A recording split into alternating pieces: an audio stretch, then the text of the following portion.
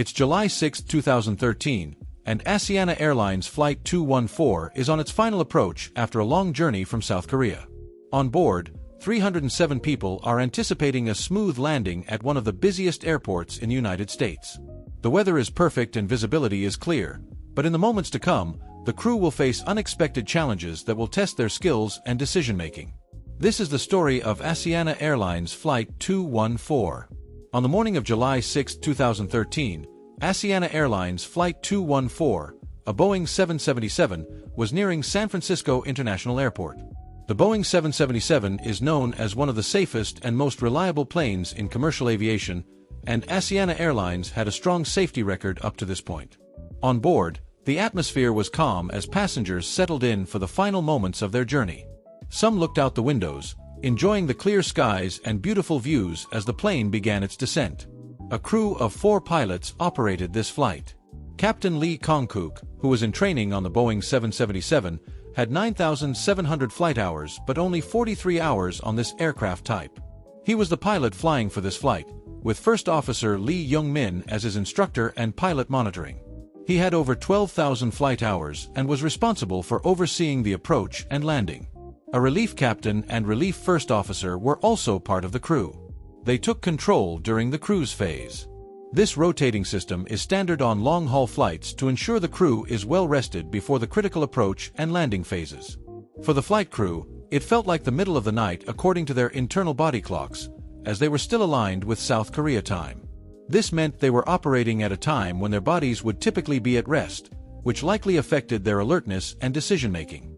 Despite this, after approximately 10 hours of flight, the airplane was cleared for a straight-in visual approach to runway 28 left at San Francisco International Airport. The weather conditions were favorable for a visual approach, winds were light, and visibility was 10 miles. Runway 28 left at San Francisco International Airport measures 11,381 feet long and 200 feet wide. With its long stretch, it is well suited for handling large aircraft like the Boeing 777.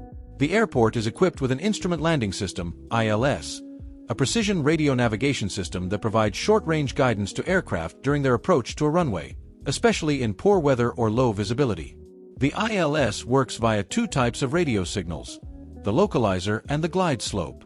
The localizer helps the pilots or the autopilot keep the aircraft aligned with the runway centerline. It indicates whether the plane is too far to the left or right and helps guide it back onto the correct path. The glide slope helps the pilots control the aircraft's descent angle, making sure it follows the correct slope down to the runway. It indicates whether the plane is too high or too low on the approach. On this particular day, though, the glide slope for runway 28 left was out of service, adding complexity to the approach. Without automated guidance for their descent angle, the crew had to manually control the airplane's descent to stay on the correct glide path. While the glide slope was unavailable, the localizer remained operational, providing lateral guidance for the approach. Captain Lee Kong-kook, who was the pilot flying, had limited experience with the Boeing 777 and had never manually landed this type of aircraft without the assistance of the ILS. This was his first time attempting a visual approach at San Francisco International Airport. Although he felt uncertain and uneasy about the situation, he remained silent about his concerns. Cultural dynamics, where deference to authority is common, likely influenced this decision. In the hierarchical environment of the cockpit, he might have hesitated to express doubt in front of the more experienced instructor pilot. At 11:12 a.m. local time, 15 minutes before landing, the relief first officer returned to the cockpit and took his seat in the jump seat behind the captain and first officer. By this point, the crew had already completed the descent checklist. As the flight continued toward its destination, the crew was cleared to descend to lower altitudes and guided to intercept a straight-in approach to runway 28 left. 9 minutes later, approach control asked the flight crew if they had the airport in sight. First Officer Lee confirmed they did, and the air traffic controller cleared them for a visual approach. The airplane was descending through 6,300 feet at an airspeed of about 211 knots with the flaps and landing gear still up. The autopilot/flight director system was in flight level change speed mode, which adjusts the airplane's pitch to maintain a selected airspeed during descent, raising the nose to slow down and lowering the nose to increase speed. The auto throttle was in hold mode, meaning the system was no longer adjusting engine thrust to control speed, leaving the engines at their current setting unless manually adjusted by the pilots. At 11:23, the airplane captured the localizer as it descended through 4,800 feet. The pilot flying, Captain Lee, commanded "Flaps 1" to be set, and the pilot monitoring confirmed, about 1.4 miles from the runway, descending through 4,800 feet, air traffic control instructed them to reduce their airspeed to 180 knots and maintain that speed until 5 miles out.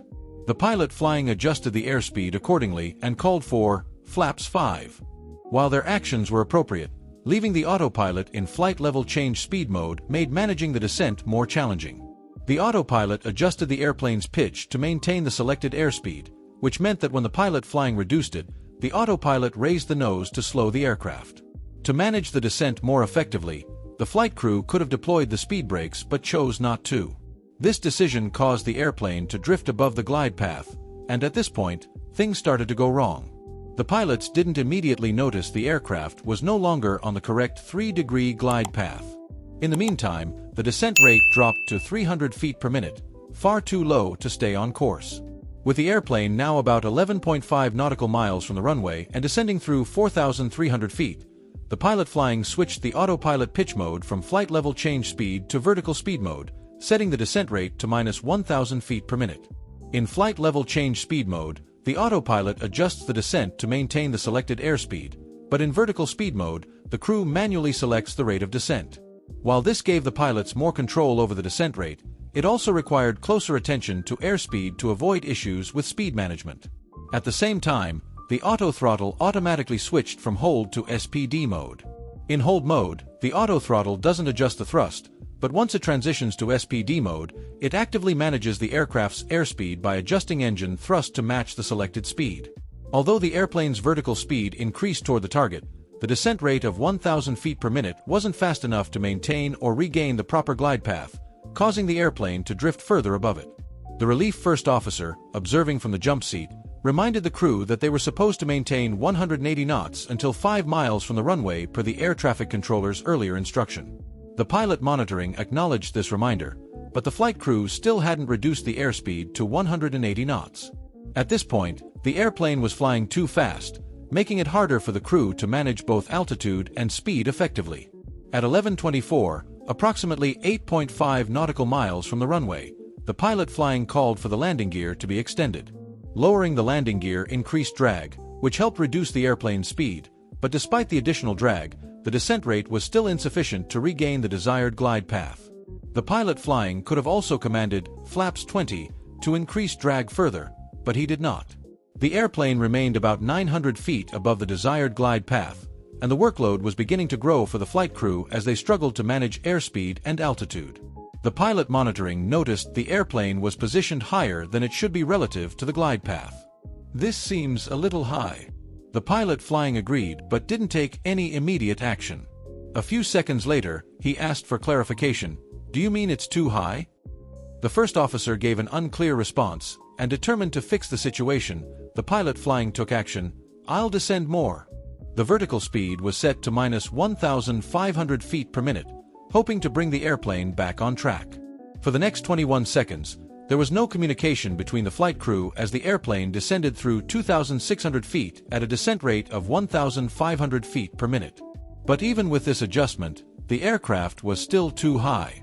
Then suddenly, the vertical speed was adjusted back to -1,000 feet per minute. This adjustment was inappropriate because the airplane was still significantly above the desired glide path. The aircraft needed to descend at a rate higher than 1,000 feet per minute to regain the correct descent path. The flight crew's failure to maintain the higher descent rate indicated a lack of situational awareness regarding their vertical position relative to the glide path. At 11:25, the controller instructed the flight crew to contact the San Francisco Air Traffic Control Tower, and the pilot monitoring acknowledged the instructions. Shortly after, the pilot flying confirmed that the missed approach altitude was set to 3,000 feet, which would be used in the event of a go-around. Moments later, the airplane crossed the last waypoint, descending through 2,250 feet duets, located about 5.4 nautical miles from the runway, had a minimum crossing altitude of 1,800 feet. However, the airplane was still approximately 450 foot higher than this, signaling that they were still too high for the approach. The pilot flying faced the challenge of reducing speed while also descending. Being too high at this point made it much more challenging to stabilize the approach before reaching 500 feet above ground level, a critical altitude at which the aircraft must be properly aligned and stabilized for a safe landing. Flaps 20. The flaps were set to 20 as the plane descended through 1,900 feet. Shortly after, the selected airspeed was reduced to 152 knots, and the pilot flying requested another flap adjustment. The airplane's speed was still above 170 knots, which is the maximum allowable speed for deploying flaps 30. As a result, the flaps couldn't be set to that position yet. Deploying flaps 30 would have helped further reduce the airplane's speed. With the aircraft still flying too fast and too high, the runway was quickly approaching. The pilot flying struggled to manage the airplane's vertical profile. Realizing they needed to lose altitude more quickly, he switched the autopilot pitch mode again from vertical speed to flight level change speed without announcing the change as required by the 777 operating manual. Focused on the airspeed, the pilot monitoring didn't notice the adjustment. Once the airspeed dropped below 170 knots, he immediately set the flaps to 30. When flight level change speed mode was selected, the autopilot responded by pitching the nose up to reduce the airplane's speed. The selected speed was 152 knots, but the actual airspeed remained at 172 knots. As the autopilot increased the pitch, the airspeed began to drop. At the same time, the selected altitude of 3,000 feet, set as the missed approach altitude, was higher than the airplane's current altitude of about 1,550 feet. In response, the auto throttle advanced the thrust levers to initiate a climb, creating a conflict, reducing speed by pitching up while adding thrust to climb. The pilot flying took immediate action, realizing this wasn't the intended outcome. He disconnected the autopilot by double-clicking the wheel switch, which prevented the oral alarm from sounding. Taking manual control, he pulled the thrust levers back to idle and pushed the control column forward to stop the climb. By manually pulling the thrust levers back to idle, he unknowingly switched the autothrottle to hold mode, which meant the autothrottle was no longer adjusting the thrust to maintain the selected airspeed. With the engines now at idle, the airplane's speed began to decrease rapidly.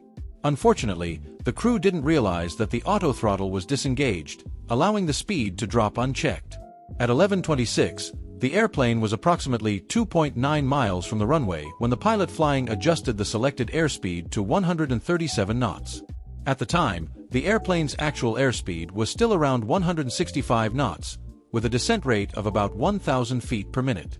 By now, the crew should have been able to see the poppy lights, which would have shown 4 white lights, signaling that the airplane was significantly above the correct glide path. Asiana Airlines had an informal practice of turning off the pilot flying's flight director during visual approaches while leaving the pilot monitorings on. The correct procedure, however, required turning off both flight directors before reactivating the pilot monitorings.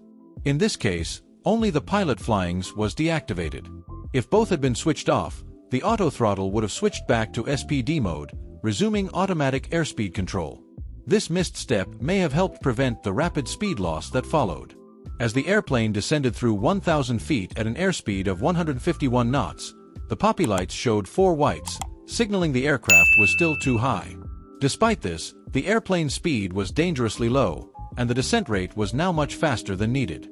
After staying above the glide path throughout the descent, the aircraft suddenly began to drop rapidly, further compounding the unstable approach. The crew's attention appeared divided, and the pilot flying's focus shifted between trying to maintain the glide path and controlling the airspeed. Since the approach was not stabilized at 500 feet above ground level, a critical decision height for most approaches, the flight crew should have initiated a go-around. However, the pilots did not notice that the parameters exceeded the stabilized approach criteria or assumed the deviations were minor and could be corrected in time. The airplane's airspeed began to drop below the reference speed of 132 knots, and the poppy lights indicated the aircraft was dropping below the glide path with 1 white light and 3 red lights visible. The pilot monitoring and relief first officer observed the low airspeed, but there was no immediate corrective action. The pilot flying increased the airplane's pitch to about 4 degrees nose up, but this was not enough to arrest the descent or recover the proper airspeed. 200. As the airplane descended through 200 feet, the airspeed had fallen to 122 knots, and the poppy lights showed 4 red lights, indicating the aircraft was now significantly below the glide path. The airplane was rapidly losing altitude, and the airspeed continued to drop, reaching 114 knots. The pilot monitoring called out, "It's low," as the glide path and airspeed were now critically mismanaged. At this point, the pilot flying had difficulty seeing the poppy lights. Despite these warnings and visual cues, the flight crew did not initiate a go-around. This critical decision would have allowed them to abort the landing attempt and circle back for another approach, but it was already too late to recover. The airplane's speed had fallen to 103 knots, and the stick shaker, a warning device that activates when the aircraft approaches a stall, began to vibrate the control column. The pilot monitoring advanced the thrust levers, attempting to add go-around thrust. The engines responded, but the airplane's altitude was now just 39 feet above the ground, and the airspeed was too low to avoid impact. The pilot flying pulled back on the control column, trying to initiate a climb, but with the aircraft flying so low, avoiding disaster was no longer possible. At 11:27, the tail of Asiana Airlines Flight 214 struck the seawall at the edge of the runway. The impact sheared off the tail section, ejecting several people from the aircraft. The airplane then spun around, with the main fuselage skidding along the runway before coming to a stop in the grass. Emergency slides were deployed, and passengers rushed to evacuate the airplane amid the chaos. The crash was caused primarily by the flight crew's mismanagement of the airplane's speed and altitude during the final approach. The crew failed to monitor key flight parameters, including airspeed and vertical profile, resulting in an unstable approach. Despite multiple warning signs and visual cues, the pilots did not initiate a go-around. As a result, the airplane struck the seawall just before the runway, leading to the crash. Miraculously, 304 of the 307 people on board survived the crash, though many suffered serious injuries. 3 passengers tragically lost their lives. The investigation highlighted the crew's lack of experience performing visual approaches without the aid of the ILS glide slope. The captain's limited experience flying the Boeing 777 and the breakdown in communication between the crew significantly contributed to the accident. After the crash, several safety recommendations were made, including improvements in pilot training on manual flying skills and approaches without ILS support. The accident served as a reminder of the critical importance of situational awareness, communication, and proper use of automation. Don't forget to like and subscribe to my video. Thanks for watching my video.